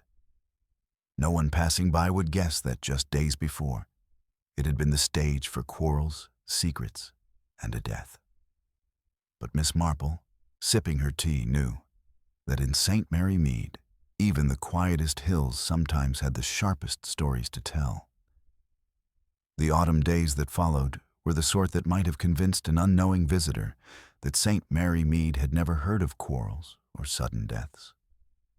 The air was crisp and dry, the afternoons mellow with low sunlight, and the hedgerows blazed with the last of their berries. The fair was already a memory fading into the gentle rhythm of daily life, at least for most. Miss Marple, who had lived through too many village dramas to believe in swift endings, regarded the calm with her usual cautious eye. True, the official matter was settled. Mrs. Price's statement had been taken, the coroner's finding of accidental death recorded, and Inspector Rawlings had gone back to Much Benham with polite expressions of gratitude. Yet Miss Marple knew that the aftermath of such events was never as tidy as the constabulary might wish. A ripple in a pond might spread farther than expected, touching the reeds at the edges long after the stone had sunk. On the Tuesday after the inquest, she received an uncharacteristic visit from Harriet Vale. The postmistress stood in Miss Marple's doorway with an awkward smile and a paper-wrapped parcel under her arm. "I thought you might like a slice of my seed cake," she said, "and perhaps a chat, if you've the time." "Always, my dear," Miss Marple replied, ushering her into the sitting room and settling her by the fire. For a while they spoke of ordinary things. The post office's new stock of Christmas cards, the vicar's plans for the church bazaar. But Miss Marple sensed that Harriet's mind was elsewhere. At last, Harriet set down her teacup with a small clink. "I keep thinking," she said slowly, "that I could have done more. If I'd spoken sooner, perhaps Mrs. Price wouldn't have carried it alone as long as she did." Miss Marple gave her a gentle look. "You did what you thought best at the time, and your speaking when you did prevented the matter from taking a more unfortunate turn. We mustn't overlook that." Harriet sighed. "I suppose. It's just, I keep seeing Ted's face the day after. He really thought the police might arrest him." Miss Marple nodded. "Young men often think the worst when they feel cornered. But Ted will recover. In fact, you may find that he learned something from the experience, about himself and about certain friends." After Harriet left, Miss Marple sat a moment in thought. There had been a faint wistfulness in her voice when she spoke of Ted, and Miss Marple wondered whether Harriet's protectiveness had not been entirely free of personal sentiment. Such attachments, even if unspoken, had a way of coloring one's judgment. Later that week, while in the grocer's, Miss Marple overheard a scrap of conversation between Briggs and Mrs. Goodbody. "Never liked that man Dacre," Briggs was saying. "But I'll say this, he wasn't a fool. He could see the worth of my orchard, whether or not the law gave me the strip I've tended. Still, I'll manage without his report now. Peace and quiet's worth more than a yard of hedge." Mrs. Goodbody sniffed. "If you call that peace. Seems to me the fair won't be the same next year. Not after all this." Miss Marple purchased her tea and sugar without remark, but she carried away the knowledge that Briggs had shifted his tone from outright resentment to a kind of grudging concession. Such adjustments often signaled that someone had weighed the cost of continued quarreling and found it not worth the trouble. That evening brought a knock at her door It was Ted Hawthorne, hat in hand, with an awkward mixture of shyness and gratitude. "I wanted to thank you, Miss Marple," he began, for, well, for seeing it straight. "I didn't kill Mr. Dacre, but I was angry with him that day. Not about the land so much as about what he said. He laughed at me, said I was a boy playing at being a man. I left before I did something I'd regret. But I kept thinking, if he'd died after I saw him, it must look bad for me." "It did," Miss Marple said. "But the truth will out, given the chance. Remember that, Ted? And remember, too, that walking away is sometimes the strongest thing you can do." Ted flushed, nodded, and left, looking as though a weight had been taken from his shoulders. The next Sunday, the village gathered as usual for morning service. Miss Marple, seated near the back, had a clear view of the congregation. Mrs. Price was in her accustomed place, her manner outwardly serene but with a slight reserve that had not been there before. Briggs passed the collection plate with his customary solemnity, avoiding her eyes. Harriet Vale sang the hymns in a voice that was almost, though not quite, her old self. After the service, there was the usual exchange of news and small courtesies in the churchyard. Miss Marple observed the interactions carefully. Mrs. Price received polite greetings, but little lingering conversation. Harriet's chat with Ted was friendly but brief, and Briggs, after a curt nod, made his way home without stopping for gossip. It was, Miss Marple thought, the social equivalent of a field lying fallow after a season of overplanting, necessary but temporary. That afternoon, she took a walk up Blackberry Hill. The brambles were thinning now, their last berries shriveled and dark. The place looked quite ordinary, just a patch of tangled growth and a stone wall marking the orchard boundary. Yet Miss Marple paused at the gap in the hedge, where the lower branches still bent forward.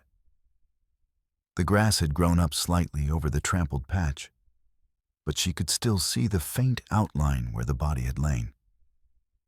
Standing there, she reflected on how quickly places could lose their sinister associations for most people.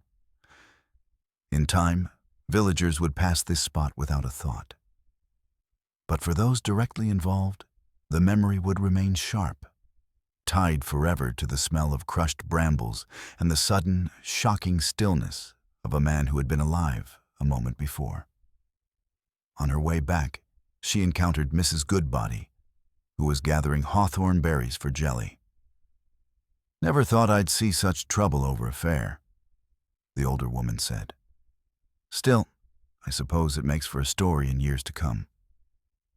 "It does indeed," Miss Marple agreed. "And, like most stories, it will grow and change as it's told." By the following week, the gossip had largely shifted to other matters. The vicar's plan to re-roof the vestry, the arrival of a new schoolmistress, and whether the winter would be early.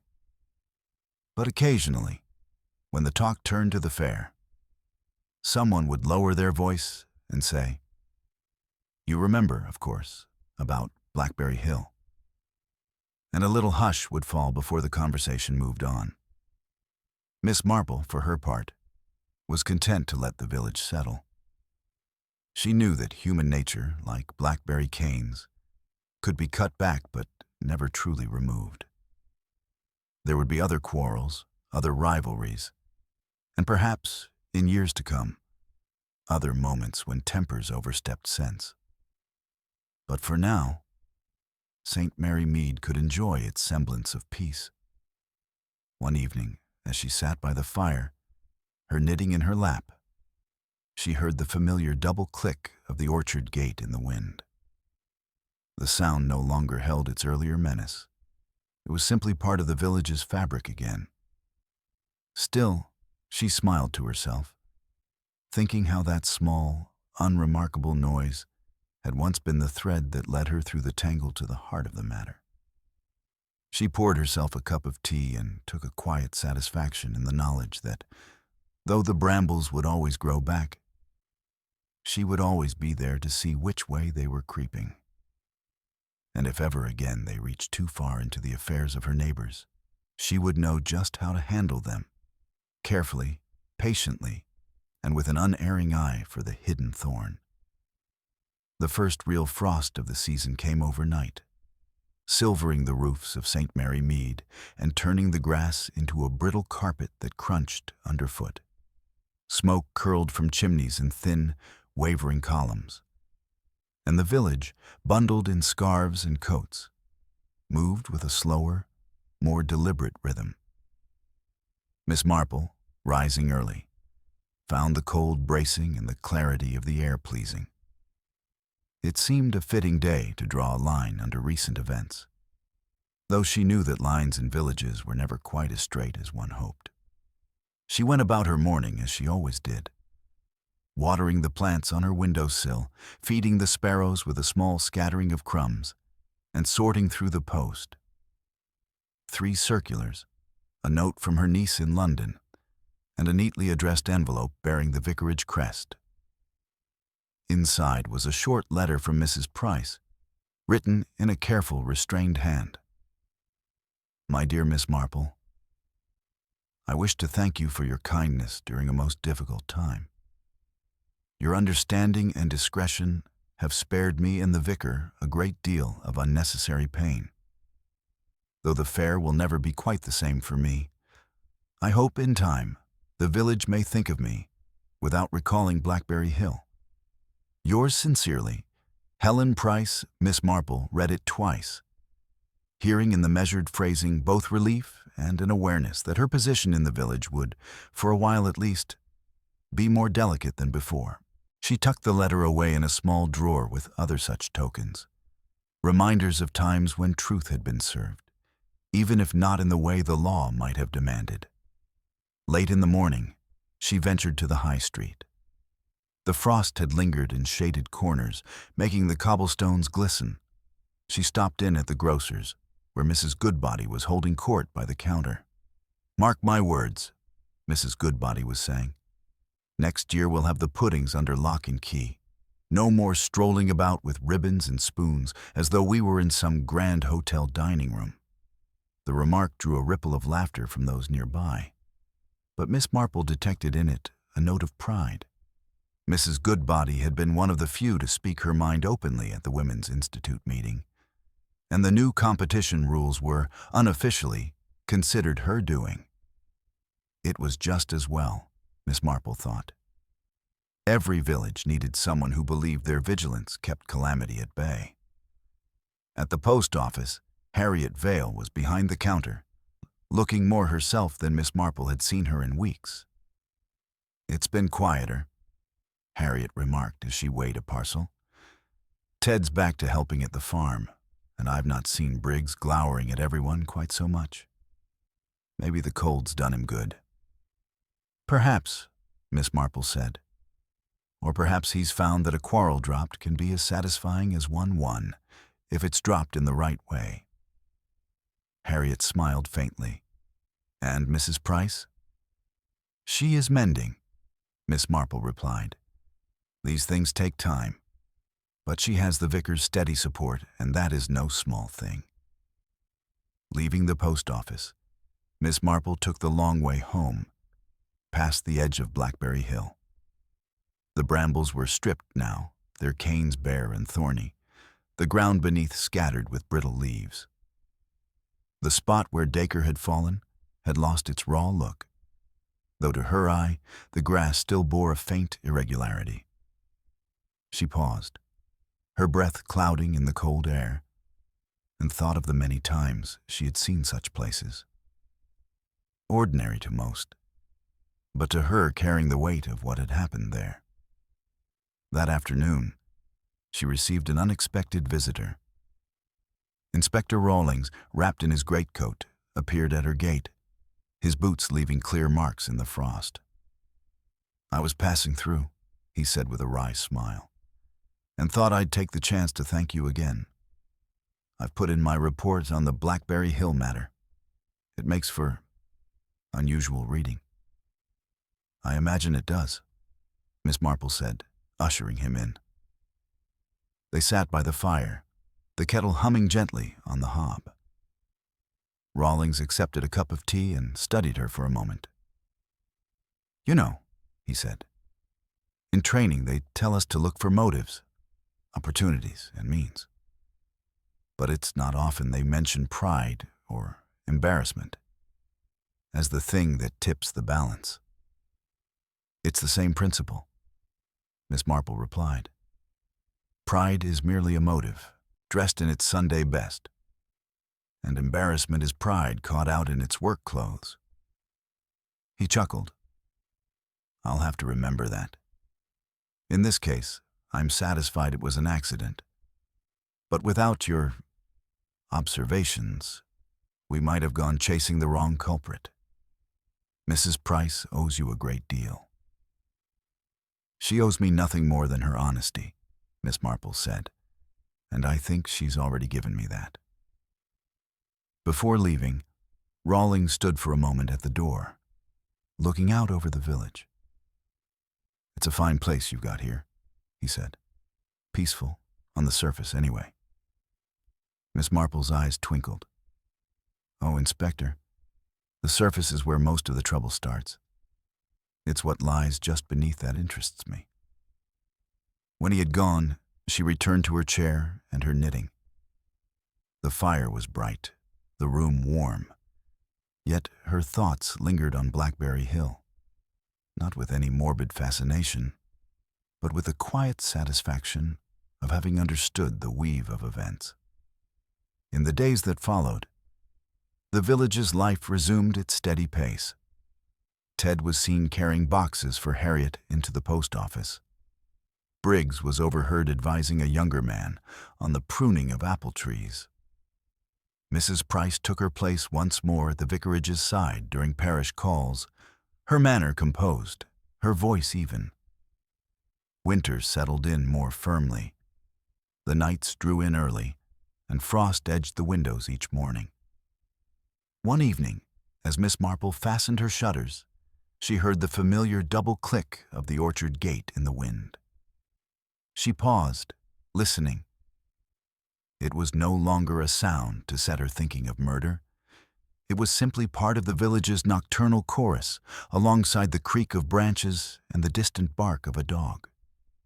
Still, it reminded her, pleasantly in a way, of how even the smallest sound, rightly noticed, could lead to the truth. On Christmas Eve, the church was lit with candles for the carol service. The pews were full, the air scented with holly and pine. Miss Marple, seated midway down the aisle, sang softly, her eyes drifting over the familiar faces. Here were the same neighbors who had whispered and speculated, who had taken sides, and who had, in their various ways, helped or hindered the search for truth. Yet here they all were, together again, their voices blending in the old hymns as though the weeks past had never been.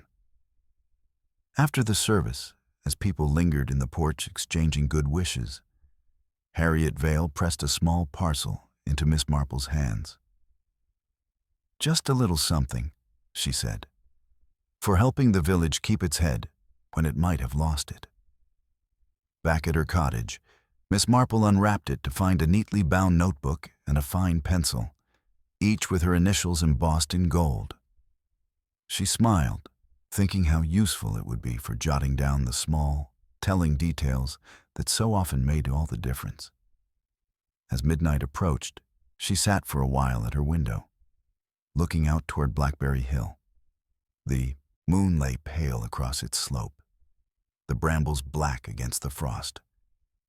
No sign remained of the quarrels, the secrets, or the accident that had made it infamous for a brief, tense span of weeks. Time had drawn a veil, as it always did. But Miss Marple knew that behind the veil lay the same enduring truths she had always observed. That in every village, human nature was as constant as the seasons, as prone to sweetness and thorn as the blackberry canes that grew on the hill. And that, given time, It would produce its next little drama, quietly, subtly, but inevitably. When the clock struck 12, she closed the curtains, banked the fire, and went to bed with a peaceful heart. Whatever came next, whether in spring or summer, at a fair or over a tea table, she would be ready, her eyes open for the small signs that others overlooked. Outside, the frost glittered under the moonlight, and Blackberry Hill kept its silent watch over the sleeping village, holding its stories close until someone cared to listen. And Miss Marple, in her warm little bedroom, slept soundly, content in the knowledge that when it did, she would be there to hear them. January brought a hard, clean cold to St. Mary Mead. The hedgerows stood bare and stark against skies the color of pewter, and the earth underfoot was iron-hard in the early mornings. The festive cheer of Christmas had passed, leaving the village to settle into its quieter winter rhythm. Though, as Miss Marple knew, quietness in a village was never the same as stillness. Beneath the surface, life and conversation moved as nimbly as ever, just with more layers of wool and fewer trips outdoors. From her seat by the window, Miss Marple could see the lane leading to the orchard, and beyond that, the distant outline of Blackberry Hill. The brambles now were nothing but a tangle of thorn and gray stem, their fruit long gone, their menace hidden under frost.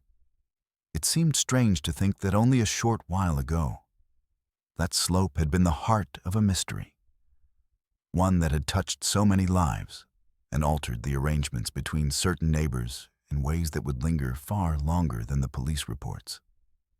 On the second Monday of the new year, Harriet Vale came to call. She carried no seed cake this time, but brought a small knitted scarf of her own making, which she said was for when the wind cuts across the green.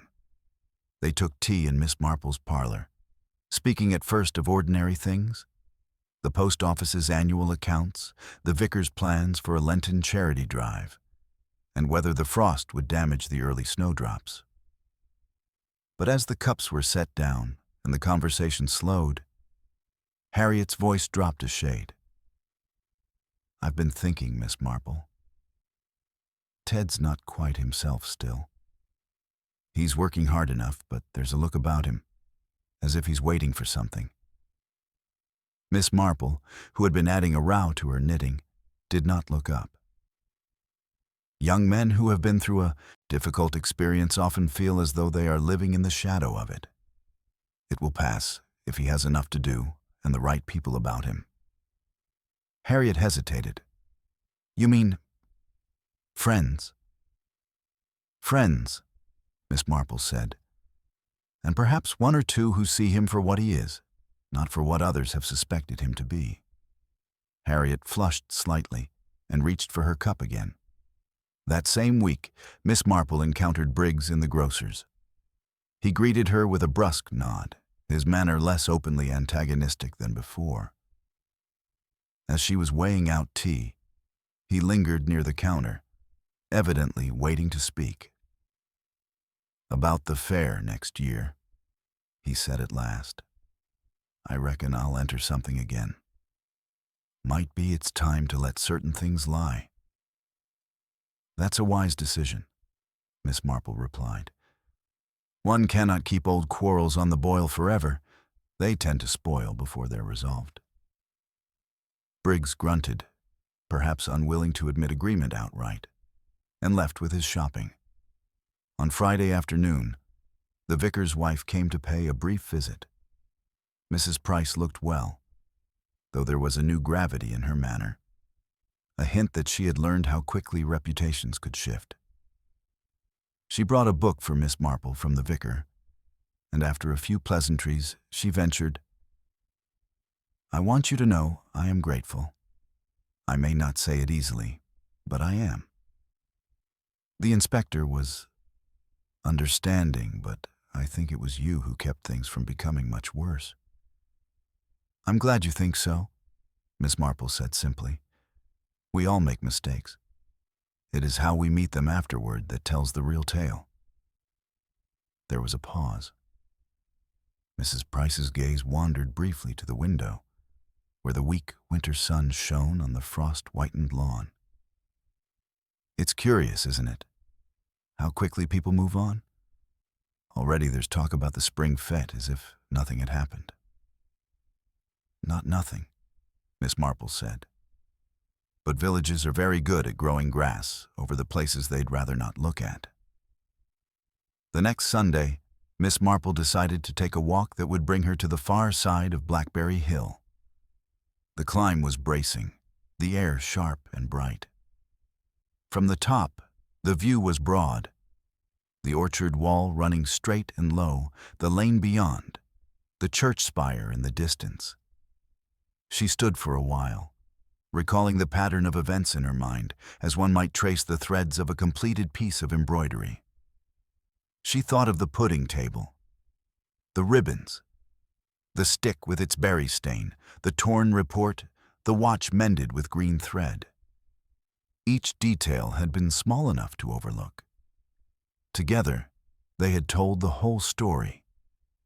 She reflected, not for the first time, that murder, accident, and misadventure were rarely decided by grand gestures, but by ordinary actions that happened to align in just the wrong way.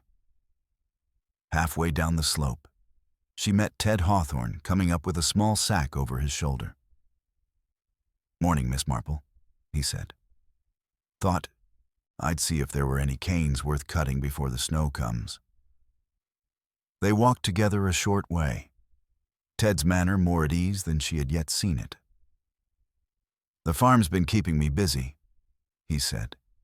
"It's good to have something clear to get on with."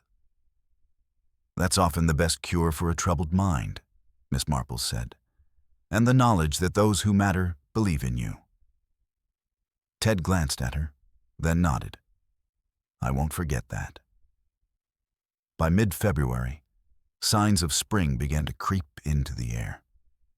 Snowdrops pushed through the cold earth, and a few early crocuses dared to open in sheltered corners. Life in the village had resumed its familiar course. The gossip now was about the new schoolmistress's handwriting, a stray dog that had taken up residence behind the pub, and a rumor that the Women's Institute might host a baking competition in place of the pudding contest. For a change, they said, though Miss Marple suspected the change was more about avoiding certain associations. One afternoon, while pruning her roses, she heard the faint double click of the orchard gate. It was only the wind, she knew, but the sound still made her pause. The gate had become part of her private memory of the case, a small, inanimate witness that had, in its way, pointed her in the right direction. In March, Inspector Rawlings stopped by on his way through to another village.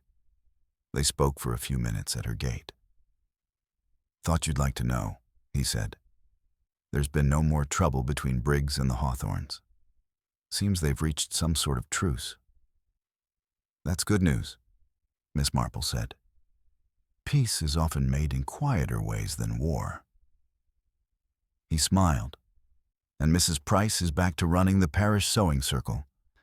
I'd say she's learned her lesson about mixing other people's quarrels with her own." When he left, Miss Marple returned to her roses, trimming away the dead wood. It struck her, as it often did, how gardening and solving village tangles were much the same. One must look closely, cut away what would harm the plant, and let the healthy growth flourish. By the end of March, Blackberry Hill had begun to green again, the first leaves soft against the hard lattice of cane and thorn. To most villagers, it was once more just part of the landscape, a place for children to scramble and for berry pickers to visit in late summer. But to Miss Marple, it would always hold the shape of that autumn story, a story of small ambitions, petty resentments, and one moment of heedless temper that had changed more lives than its author could have imagined. On a mild evening, she sat by her window with her knitting, watching the sun dip behind the hill. The village lay quiet, chimneys smoking gently, the church bell marking the hour. In the deepening light, the brambles seemed almost to shimmer, their thorns catching the last gold of the day. Miss Marple's hands worked steadily at her needles, but her thoughts were elsewhere, on the certainty that life would bring its next puzzle soon enough. It might be as small as a missing teapot or as serious as another death. But when it came, she would be ready. In the meantime, there was contentment to be found in the peaceful days, the quiet observations and the steady rhythm of a village that, for all its tempers and tangles, remained very much itself. The frost would come again, the berries would ripen, and human nature would be no different when they did. And Miss Marple, with her sharp eyes and gentle manner, would still be here to notice the snags in the fabric, the misplaced stitch, the tiny detail that told the truth. For now that was enough. April came with a softness in the air, the kind that coaxed buds into opening overnight and set the hedgerows humming with early bees. In St. Mary Mead, the fields beyond the green began to haze with the first blush of new grass, upgrowth, and the villagers shook off the heaviness of winter as though it had been a thick, uncomfortable coat. Miss Marple was in her garden one morning, carefully tying up a wayward rose cane, when Harriet Vale appeared at the gate.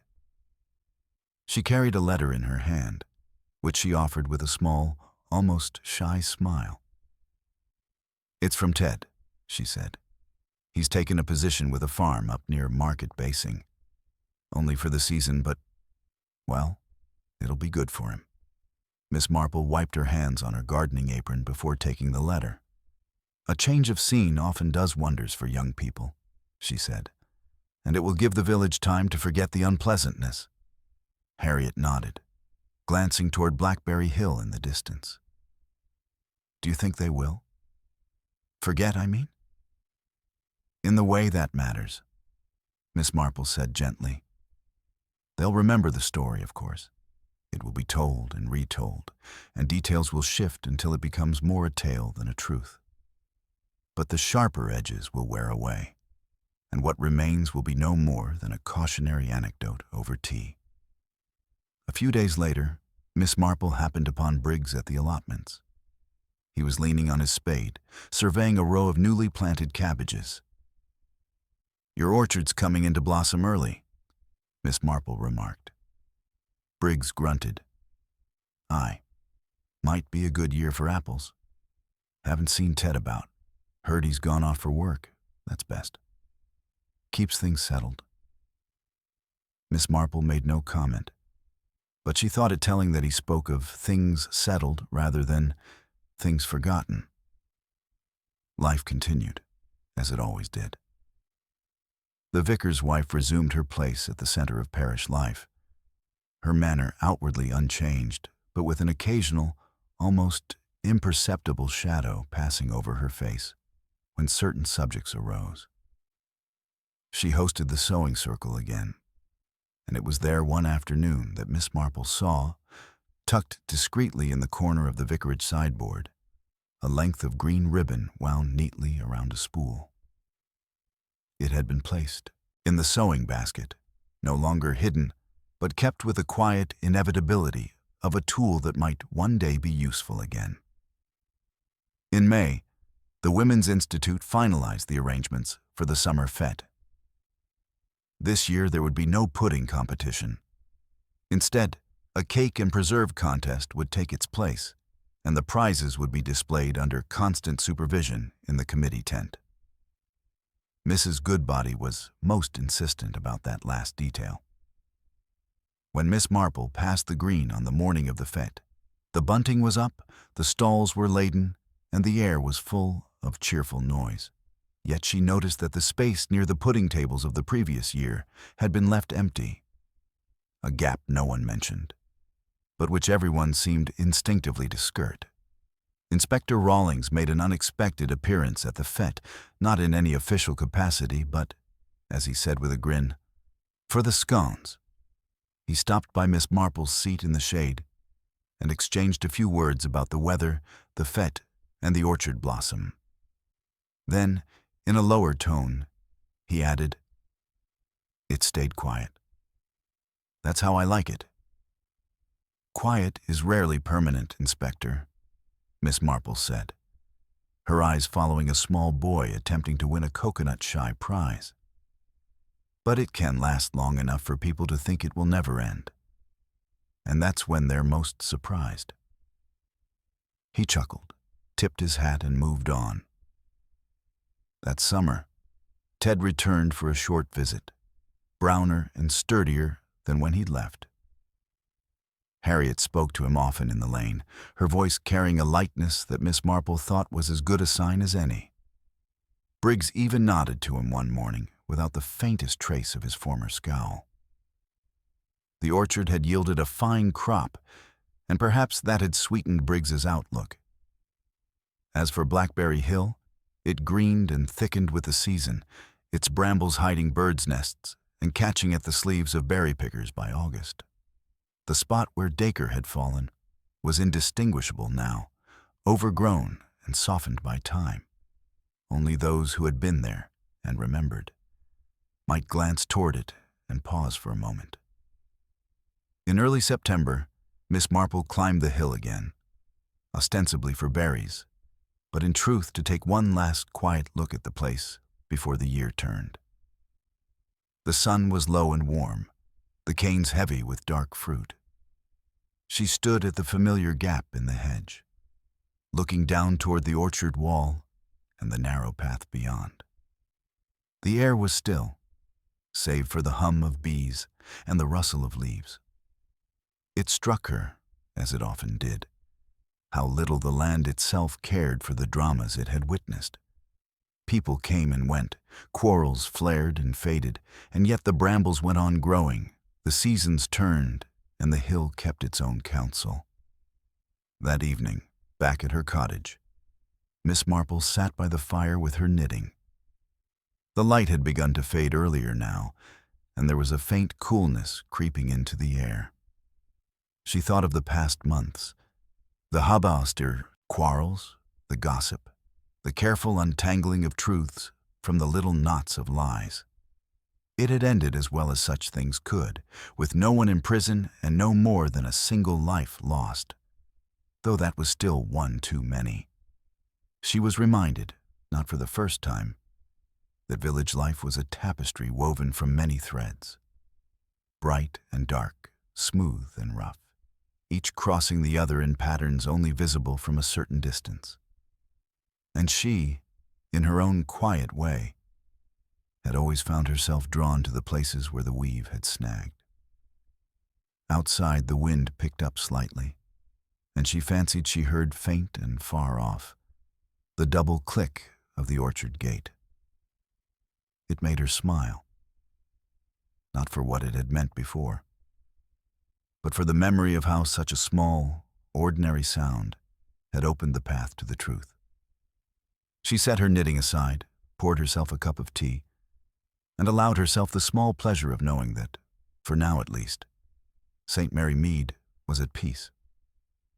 The next tangle would come, as it always did, in its own time. And when it did, she would be ready, as she always was, to notice what others overlooked. For that was the nature of both brambles and human affairs.